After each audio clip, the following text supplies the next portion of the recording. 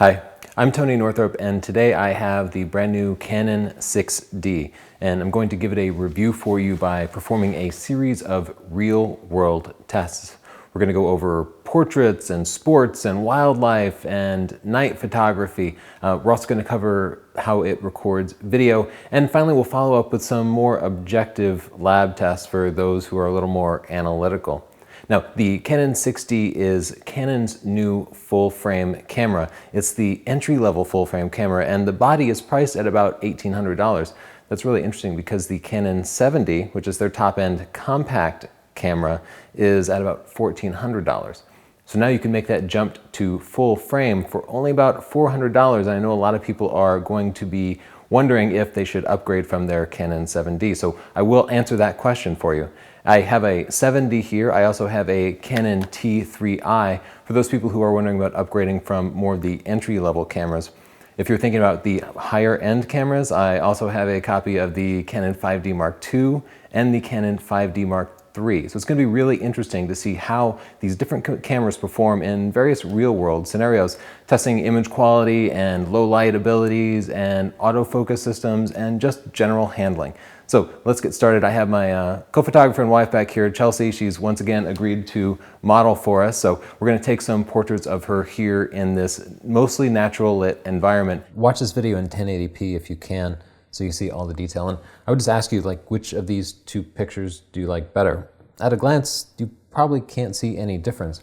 If you might like this picture better than this picture, but it's probably not the camera's image quality. It's probably more the head position or the lighting or the expression. And I guess the point I'd like to make is that these factors are going to be much more significant than the image quality for things like portraiture. That's one of the reasons that for portrait photographers, I encourage them to spend less on their camera and more on their technique and lighting and post-processing software. And when you get really tied in like this, I'm at 1:1, so looking at each individual pixel, you do begin to see the differences. This is the 6D here on the right, and you can see all the settings are the same. This is at ISO 800. And so what you see are much smoother colors on the Canon 6D and much less noise. I'm going to zoom all the way into 4:1 so we can really see what the noise looks like here. And you can see over here the noise is still quite visible on the 6D, but on the T3i the noise gets pretty grainy and unpleasant. But again, this is at 4:1. This is the type of detail that you need if you're shooting stock photography, but the typical portrait photographer doesn't need this at all. So I think for anybody but the most nitpicky commercial photographer, the T3i is just fine for portraiture. You can see in the eye here, it's quite a bit noisier over here, much smoother over here. So general image quality of the 6D is significantly above the T3i, but both of them are pretty good. Another thing I'd like you to take a look at is the depth of field. Now there are several different factors that influence depth of field, which is how much the background here is blurred. You can learn about depth of field and how to control it in Chapter 4 of my book, Stunning Digital Photography. One of the factors is the size of the camera's sensor. Now I shot these both with the same lens and about the same focal length, but you'll see that if you look at this picture in the background, you can see this distinct black line here. If you look at the same picture in the background here, you'll see it's much more blurred. You really can't see any of the shapes at all. That's because the larger sensor size blurs the background by about 40% more. It's about a 40% bigger sensor, so about 40% more background blur. You'll also notice that this picture frame here is smaller than it is here. That's because the T3i and the 7D as well both have cropped sensors. So they're really just taking the center of the image. It would be like cropping just this part of the image. To take the picture of Chelsea here with her face the same size as it is here and to use the same focal length, I had to take several steps back, which means I needed more working distance, and that's actually kind of a nice thing with portraiture. You don't want to be too close. My other option would have just been to zoom back a little bit, but I wanted to try to keep the focal lengths constant. So one of the side effects, because I had to step back farther, that leads to more compression of the background, which means the background here is larger, but as I said before, it's also less blurred. If you're considering upgrading from any compact camera to any full-frame camera, you can expect to get nicer image quality, especially in shadows, just meaning less noise, and you can expect to get more background blur, about 40% more. So let's compare the T3i and the Canon 7D. These are both compact cameras. I'll zoom into 4:1 so we can see any sort of noise really clearly. And this really seems pretty comparable, and the fact of the matter is that Canon and all the camera manufacturers have kind of hit the limit of what they can do with a particular sensor size. So to get better image quality, they really need to increase the size of the sensor. So you can upgrade between different compact sensor cameras, but you're not going to see a big difference in image quality even if the megapixels change some. The only real jump you'll see in image quality is going from a compact camera to a full frame camera.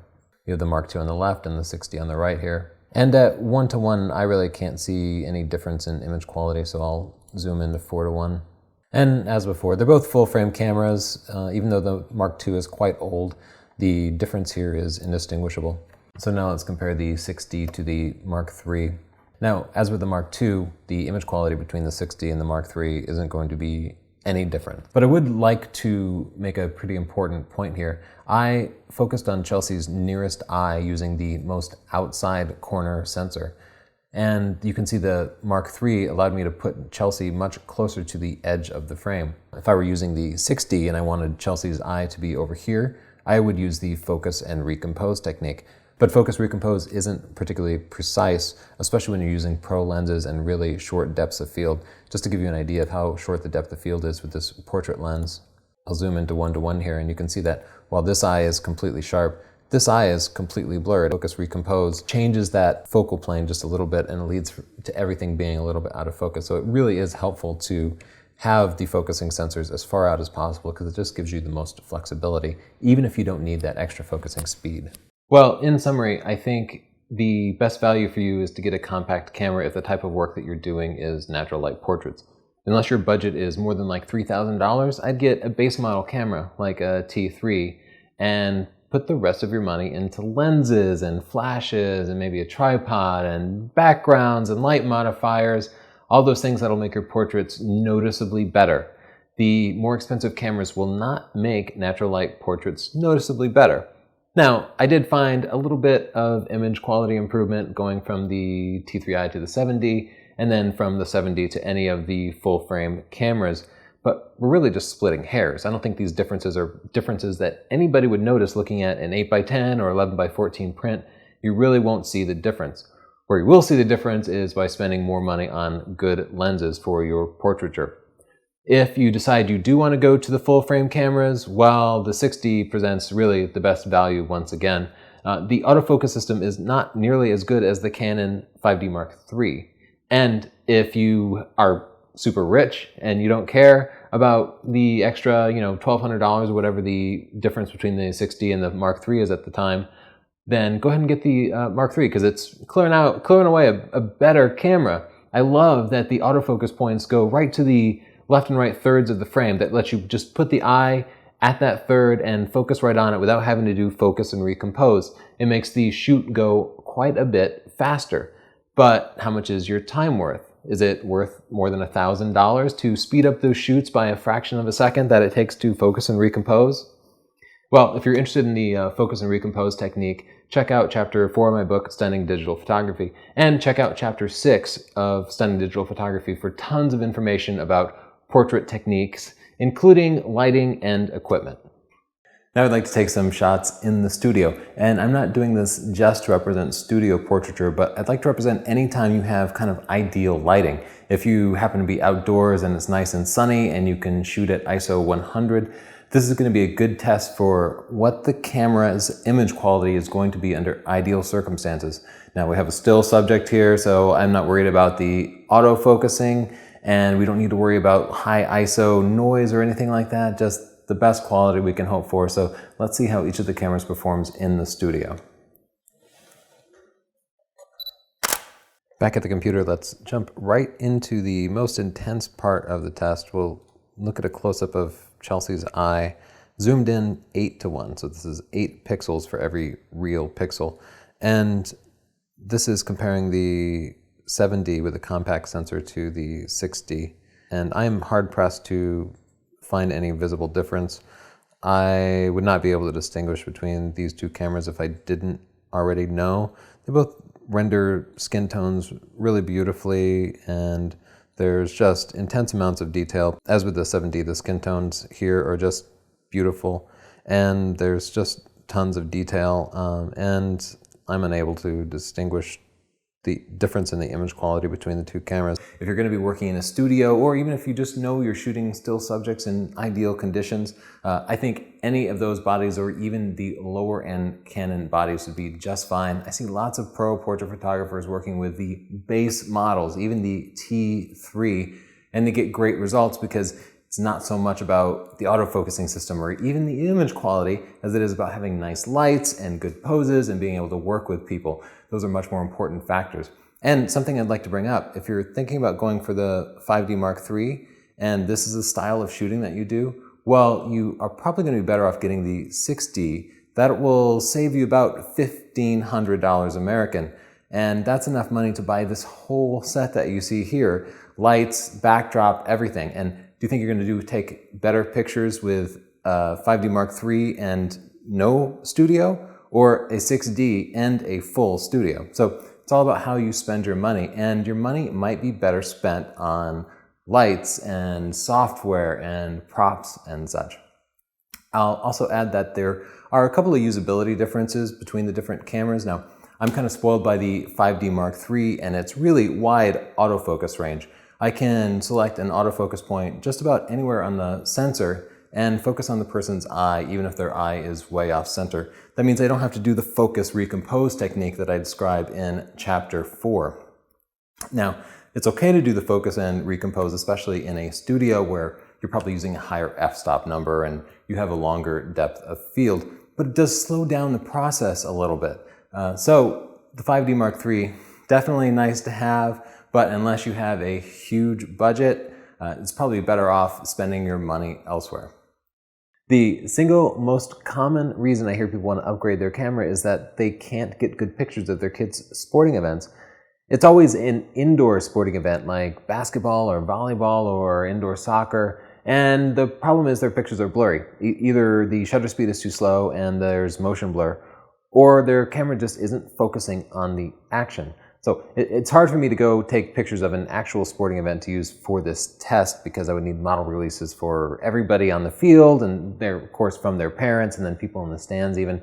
So I'm isolating my favorite athlete here, my daughter, and I'm going to have her walk and then run up this hallway. Now, it's dark out, so I'm relying entirely on artificial light, which is pretty realistic for what you would see in a gym.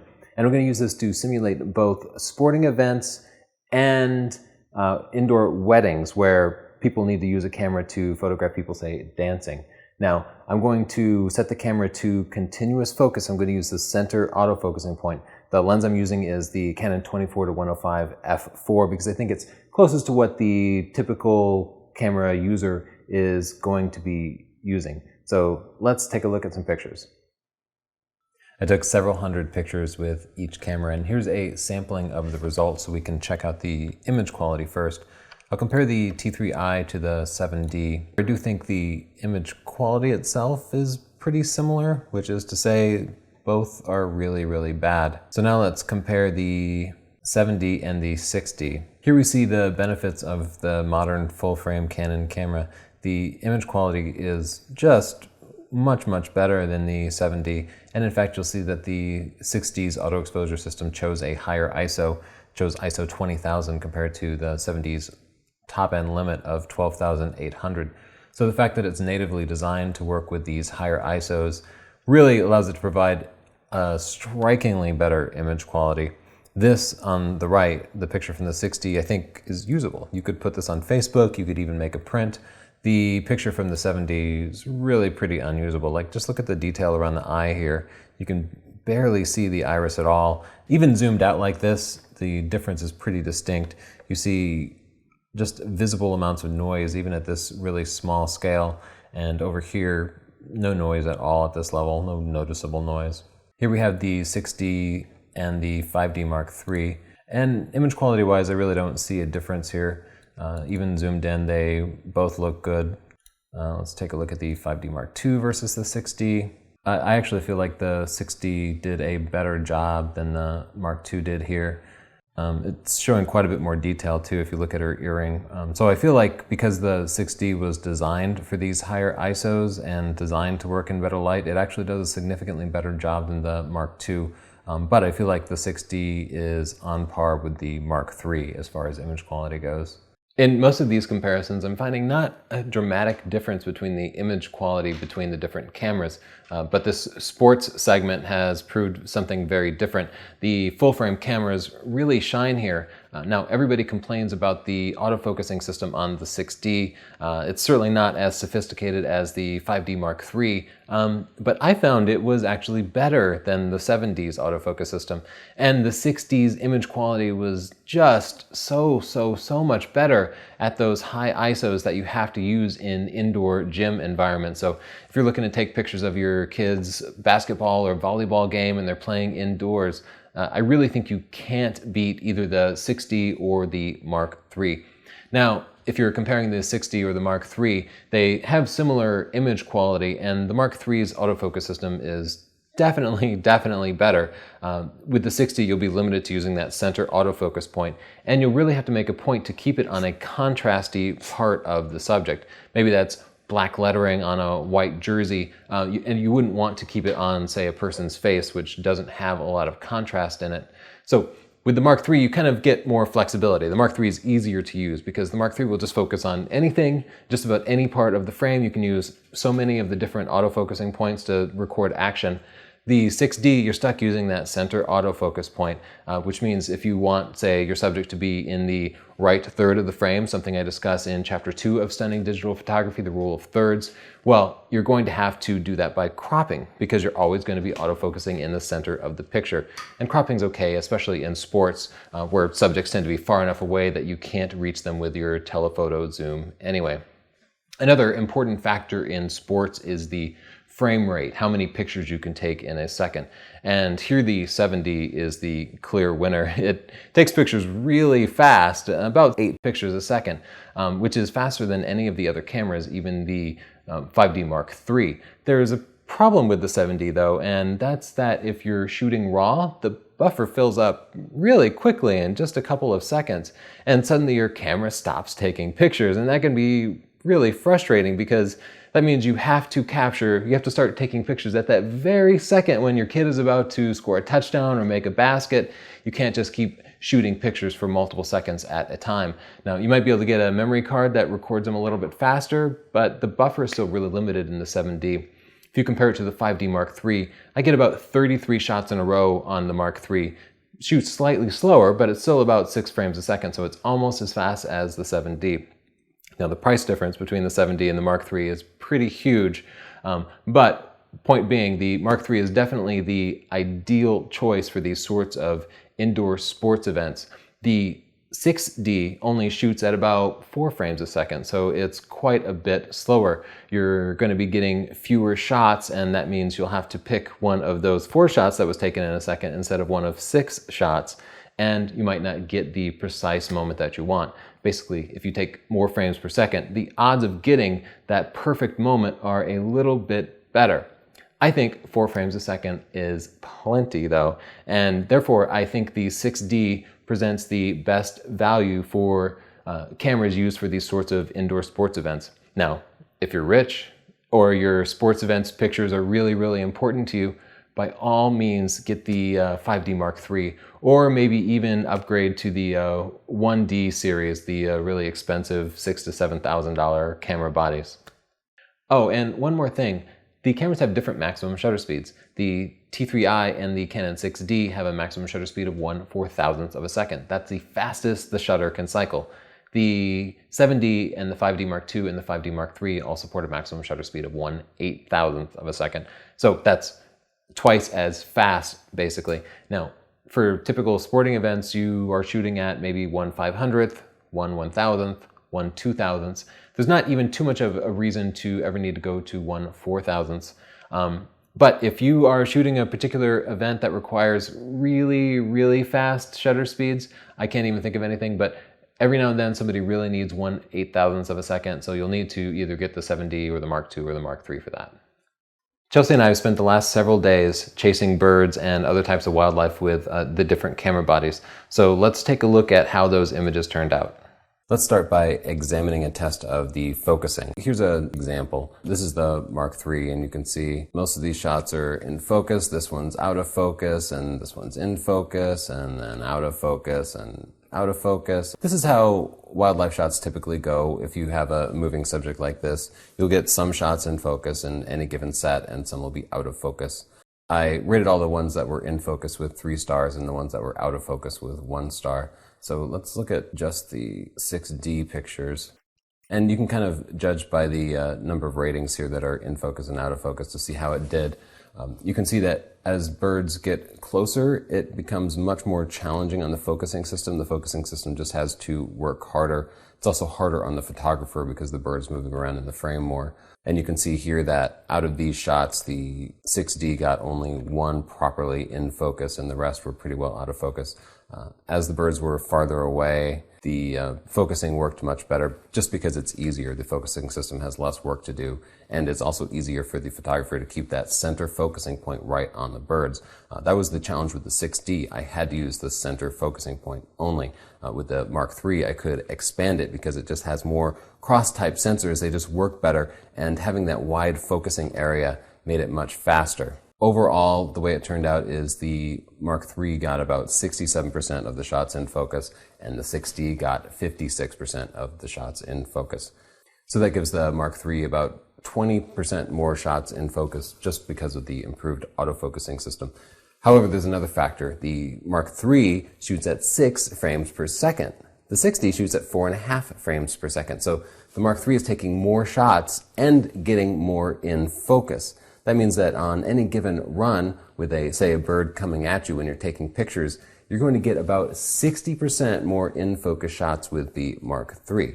I just want to show this shot off. In the few days that I had the 6D, I did manage to track down an immature bald eagle, and the focusing system worked great on the 6D. It delivered. Let's take a look at the detail test, which is designed to compare the 7D compact sensor versus the 2 full-frame sensors to determine whether the compact sensor really gives you more data or not.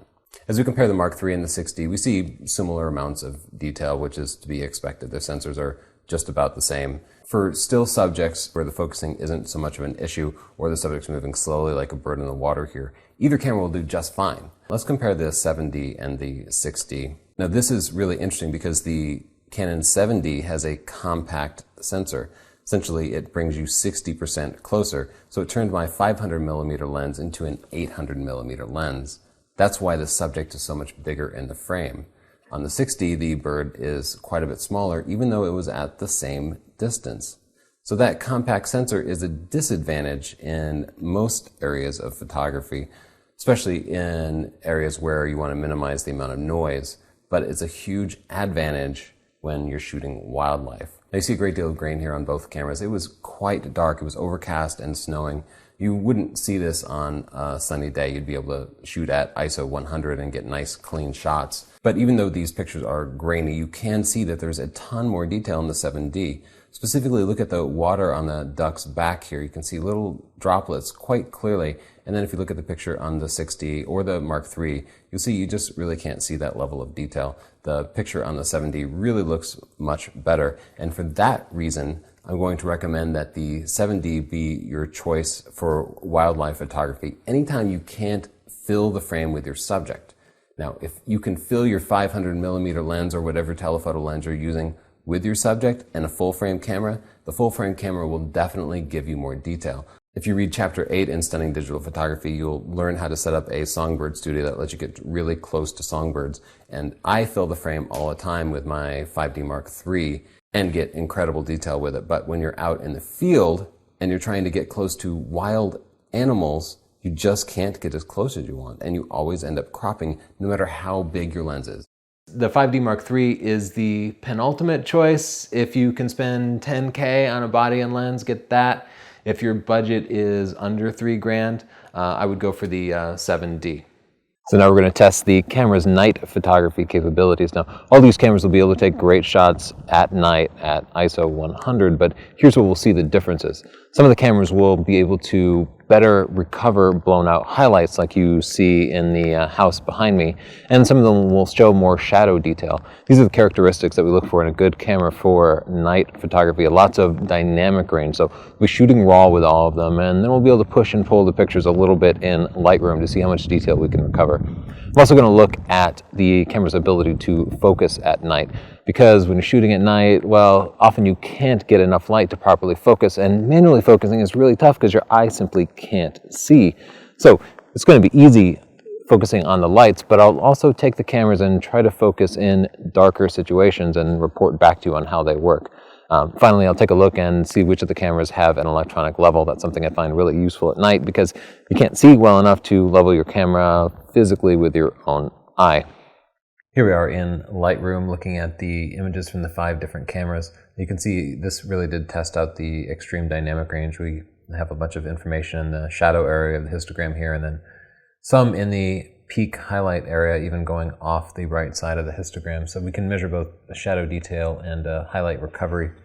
Start by comparing the highlight recovery in the T3i to the Canon 6D. There's quite a bit more detail recovered by the 6D. There's this white lattice that is blocking part of the light, and on the T3i you can just barely see these points at the corners, and on the 6D it shows quite a bit more detail in the lattice, despite the fact that the T3i is zoomed in substantially more. What this tells us is that the 6D has significantly more dynamic range than the T3i. When your highlights are blown out, you'll be able to recover them better on the 6D, and that happens a lot when you're shooting at night in the city. So let's adjust that exposure again so we can check out the shadow detail. This time we'll overexpose everything intentionally, and I will zoom way in to 4:1 so that we can see the individual pixels really clearly. So looking at the same part of the 2 images, you can see that the noise over here is much smoother than it is over here. Now, interestingly, my house is actually blue. So this red color I can't necessarily explain. It could be a white balance issue, or it could be some rain on the lens or something else. But regardless, just looking at the noise levels, we can see they're quite a bit lower on the 6D, and that makes sense because it's a full frame camera. We should get better image quality and dynamic range. So now let's take a look at the Canon 7D versus the T3i. This is the solid area of the sky, so this should be completely smooth. Certainly it was to my eye. And this is all digital noise, magnified 4:1. And looking at these 2, I really can't perceive any difference. I think the 7D has a little bit less noise than the T3i. Being that it goes for about 2.5 times more, I would expect that. But the difference zoomed back like this is completely insignificant. I really can't tell any difference between the 2 bodies. But in fact, at this zoom level, you can't even tell the difference between the 6D and the T3i.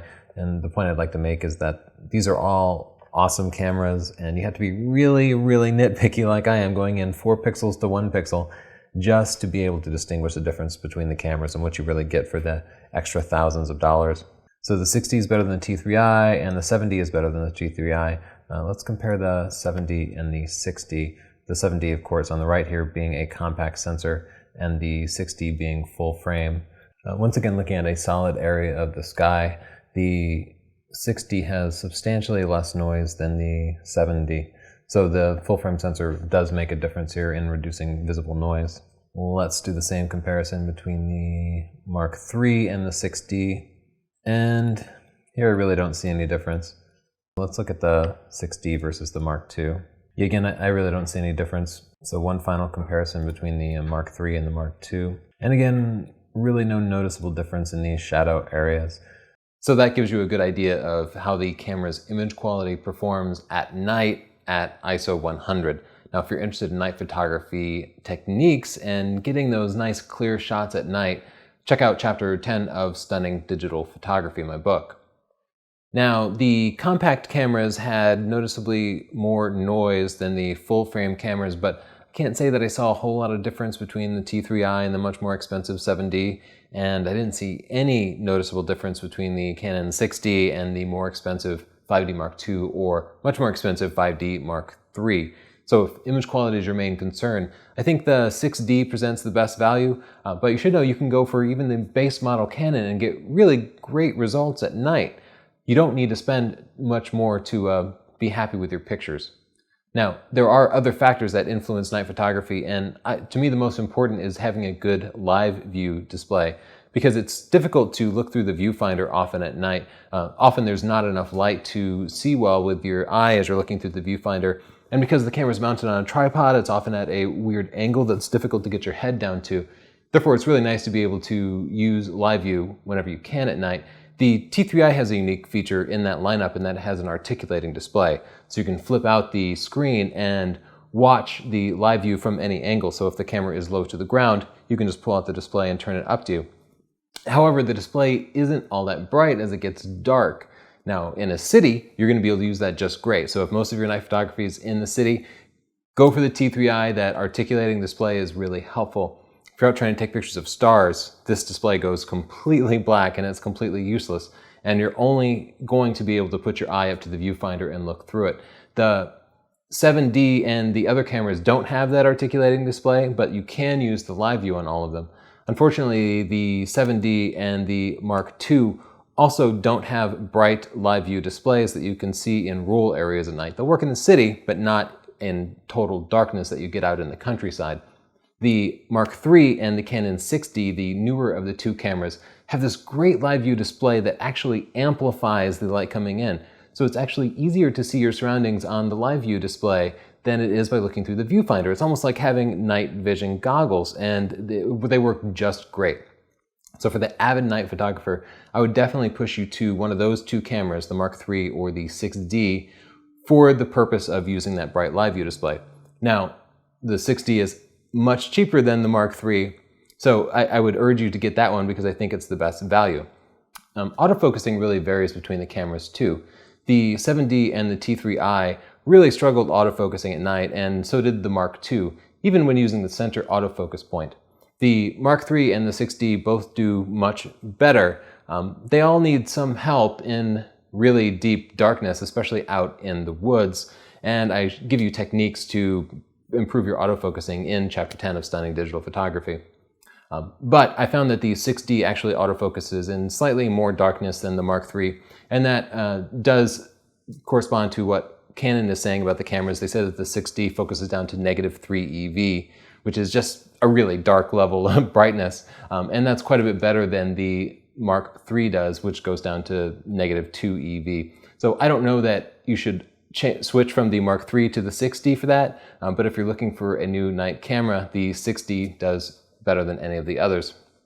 The last point I really like is an electronic level built into the cameras, and the 7D, the 6D, and the Mark III all have that electronic level. The Mark II and the T3i don't. The reason you need an electronic level at night is it's difficult to see through the viewfinder to get the horizon level, but once you go back and process your pictures, it'll be obvious, especially if you're taking pictures of buildings or the skyline, say at an ocean. So the electronic level lets you get the horizon level at the time you're taking the picture.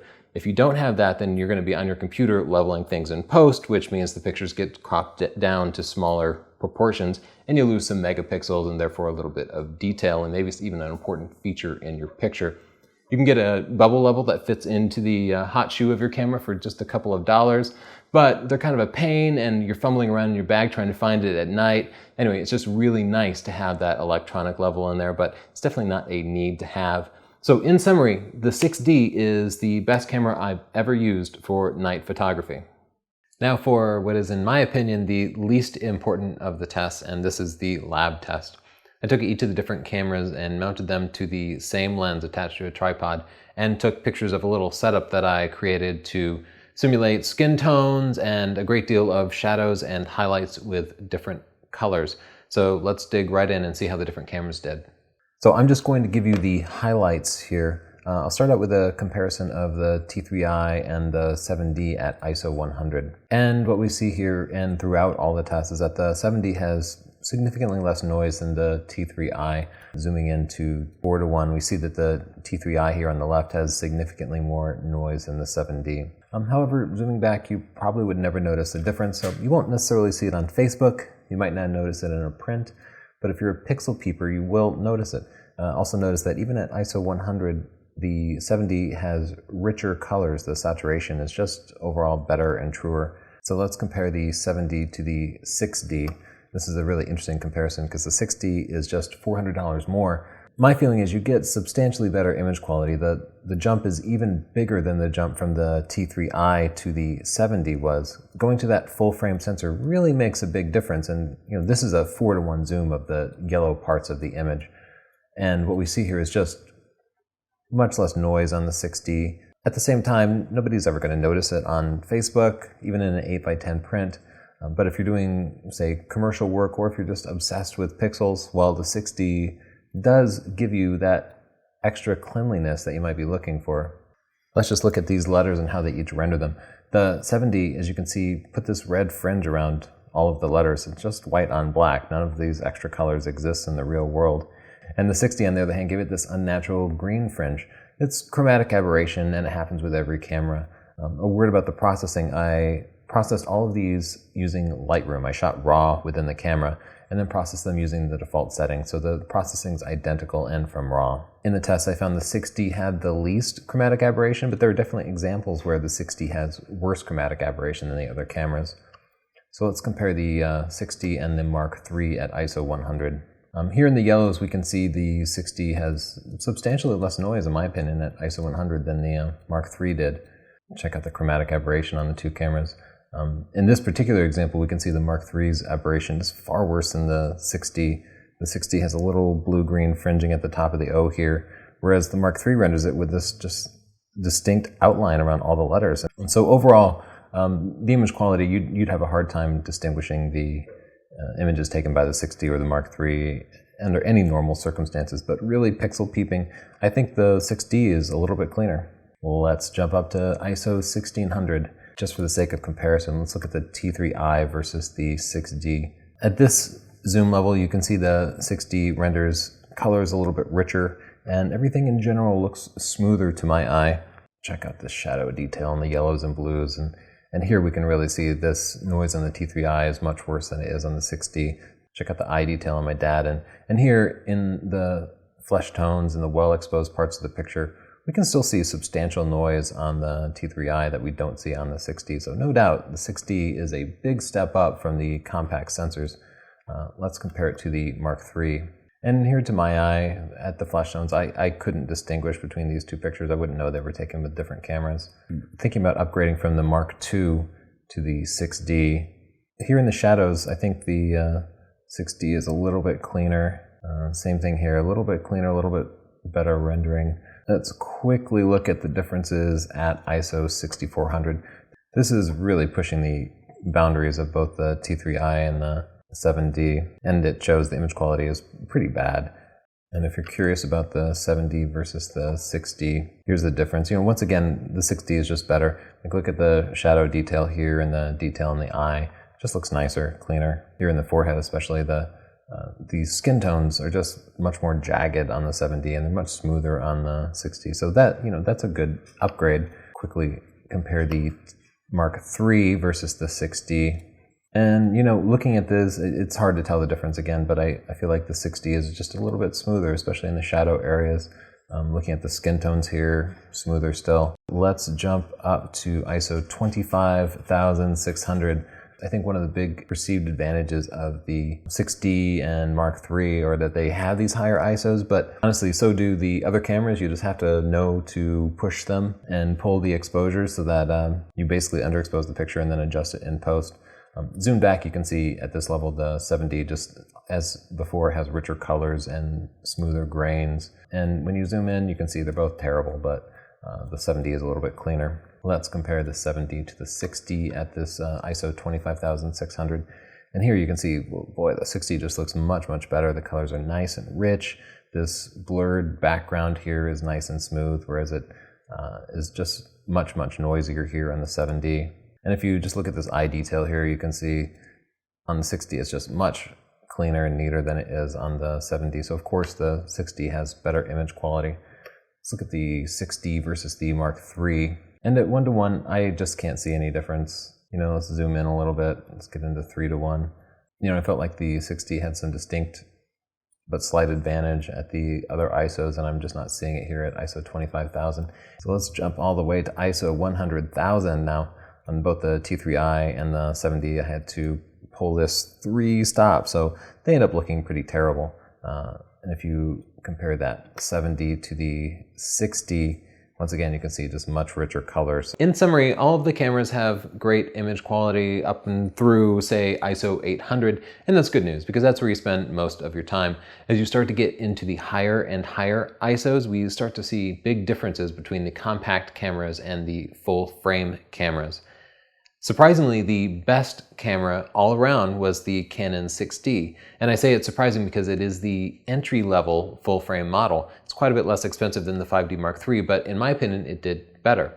Now I'd like to show you the Wi-Fi settings and how they work. You can see in this long set of menus, it's the 4th from the right there. Wi-Fi is disabled by default, so you need to go in and enable it. Now, once you enable it, you select Wi-Fi function, and you can choose the type of device that you want to connect to. You can transfer images to another camera that supports it, or to a printer, or to a web service, or to a TV that supports a DLNA, or probably most useful is to transfer it to a computer using the remote EOS app. I will go in and connect to the smartphone here. And I'm going to change the settings, and we'll just go through the setting process again. So you can see here that they give you the choice between a camera access point mode or an infrastructure mode. Camera's access point mode is going to be much faster than the infrastructure mode. In infrastructure mode, you have to connect to a wireless access point. But I would always recommend using the camera access point mode. This sets it up as its own access point.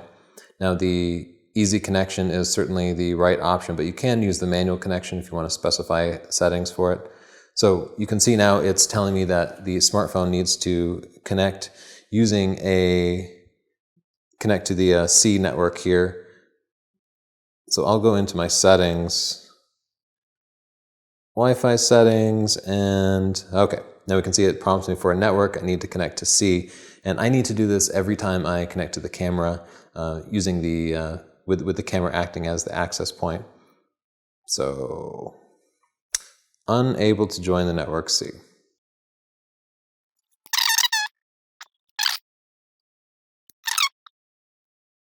Great, so now I'm connected, and you can see that the camera automatically detected my connection, and it's telling me now to start the EOS app on the smartphone. So I will fire that up. And all right, now it's prompting me to connect to a particular camera. There could theoretically be more than one cameras here, I suppose. And now we're connected. Now at this point, I can go back to using the camera here. Okay, so next I need to actually go and select OK here, I guess, and then OK. Okay. No, I just disconnected.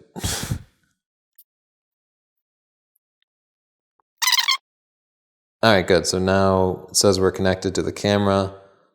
Go to camera image viewing. All right, good. So now we can see some actual pictures here. I can tap to open them. There we go. And you can see I can zoom in and see the pictures with a little more detail. Now I have the option here to download the file to my phone. And from there I could, I guess, upload it to Facebook. I can also zoom in here to a pretty good level of detail, and just to make sure that the focus is critical and working well. And you can see I also have the option to delete pictures by clicking the delete button here. So you can perform some file management capabilities from this app. Now I also have the ability to do remote shooting from here. And what this does is it basically copies your screen from this over to that. And you can push the shutter button here to focus and shoot, move on to something I can focus on.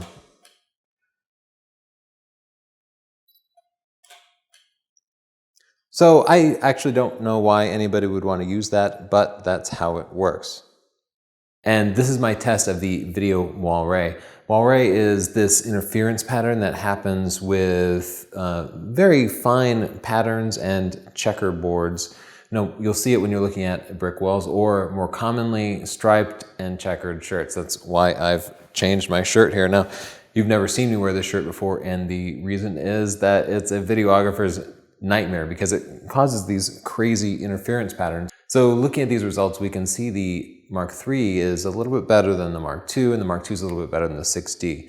But before you go spend $3,500 on a Mark III, let's talk about the differences and how much it's really worth to you. Now, first, a videographer, if somebody showed up in a shirt like this, you'd have them change their shirt. You would just never film somebody in a shirt like this. So this kind of thing is easily controlled. You'll also see moire when you're filming, say, brick walls, and it can look pretty crazy going through a city scene, especially if you're panning. If it's a static shot, you don't notice it as much, but if it's a moving shot, judge for yourself whether spending almost twice as much is worth it to get a little bit better rendering of a shirt like this.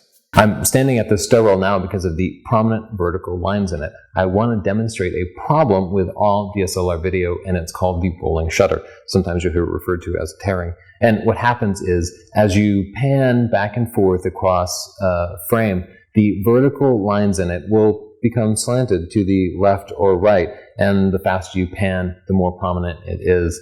If you're planning to record some action films and you're going to be running through the streets, this could be a noticeable problem. If it's an amateur video, I doubt anybody's going to notice, but if you're trying to record something professional for broadcast, rolling shutter is pretty much going to rule out using DSLR cameras for any sort of professional video. So let's take a look at this effect on the different camera bodies. Up first, we have the Canon 7D. Now, you'll notice that as I pan faster and faster, the effect becomes more and more prominent. I'll just freeze the frame here so we can see what it looks like with those vertical lines now leaning quite significantly. Now let's take a look at that on the Canon 6D, the Canon 5D Mark II, and finally the 5D Mark III. Did you notice which of those cameras had the least rolling shutter effect? Neither did I. You honestly can't tell, and more scientific studies than this have shown the same thing. They all demonstrate a rolling shutter. So if you want to avoid that rolling shutter technique, don't buy a DSLR camera to use for video. Get a dedicated video camera. That's the only way to get around it. Spending more money on the 5D Mark III won't make any difference for that. Now, I'm recording this segment on the 7D, and I've been recording the other segments on the full frame cameras. You probably didn't notice because the video quality in 7D is really good, but it has one fatal flaw, and that's that you cannot set the audio gain manually. The audio gain is always set automatically. So what will happen is during quiet times, it will try to up the audio, and if there's a lot of noise, it will try to reduce the audio gain. So it's always kind of chasing the audio levels. The Canon 5D Mark II, and finally the 5D Mark III. What you can do is instead record into an external recorder. I used to use a Zoom H4n for this, and that works. You have to record into the recorder, and you have to make a clapping sound at the beginning so that you can sync the audio with the camera's video. And you have to record this, you have to carry around this extra recorder, and you have to keep batteries on it, and sometimes you're going to forget to start the recorder. Anyway, it's more to carry, it's more to go wrong. So I've found that I much prefer to use the in-camera audio with an external mic. I have a lavalier mic here from Sennheiser, and that works out great for me. But if you have to record video with a 7D, that's going to be a problem. I just wouldn't pick the 7D if you plan on editing your audio.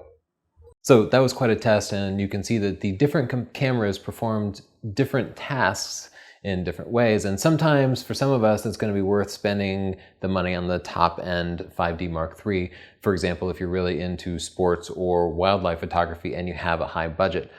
For many other tasks, the very low end cameras like the T3 and the T3i will remain my recommendation. I still recommend the average beginner get a T3 kit used. You can get them for about $300 now. They have a great lens. They will take images that will still look beautiful 10 years from now, and for most people will be completely indiscernible from the higher end cameras. And because you're saving yourself some money on the camera body, you get to spend more money on gadgets, on lenses and flashes and studio lights if that's what you're into, tripods and memory card and software like Photoshop and Lightroom. So I urge you not to blow your whole budget on a camera body, and that's what a lot of people do. The 7D is going to remain my recommendation for people doing photography who have a budget, say, under $2,500. For everybody who has a budget in, say, the $2,000 to $4,000 range doing just about any other type of photography, I'm going to start pushing them towards the Canon 6D. Now, in the past, the 5D Mark II had been my recommendation for that sort of price range. Specifically, I was recommending people get a used 5D Mark II. A used 5D Mark II is still a great value because you can get those bodies for even less than the 6D. But the 6D has quite a few improvements that make it a much better camera than the Mark II. At night, the live view display is just so much better that it's just a pleasure to use. And the improved autofocusing system with that center autofocus point at night really does help out in the real world. Now, for portraits and video, I really couldn't see much of a difference between the 6D and the 5D Mark II. I know some people will say the 5D Mark II's video is better, but it was just by a hair at the most. I wouldn't say it would be worth selling your camera and getting a 5D Mark II if that were the case. I'll say Magic Lantern is out for the 5D Mark II now, and that helps some, but I know Magic Lantern is going to be out for the 6D real soon, so you'll be able to get all of those features for your 6D. The top-end 5D Mark III, the price is starting to come down. I still think it's overpriced, especially with the introduction of the 6D. All of my tests showed that the 6D had slightly better image quality than the 5D Mark III.